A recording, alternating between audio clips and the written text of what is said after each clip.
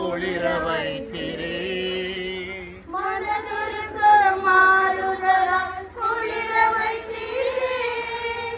எனக்காகவோ தேவா, எனக்காகவோ சிலுவையில் சிலருண்டா எனக்காகவோ, எனக்காகவோ, எனக்காகவோ.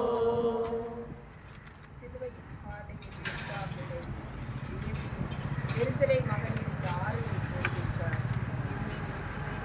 ஆராதித்து வணங்கி உமக்கு நன்றியறிந்த ஸ்தோத்திரம் செய்கிறோம். அதேனென்றால் உமது பாரமான சிலுவையைக் கொண்டு உலகத்தை மீட்டு ரட்சித்தீர். சிந்தனை: மார்த்தா மரியா போல பல பெண்கள் இன்று அழுகின்றனர்.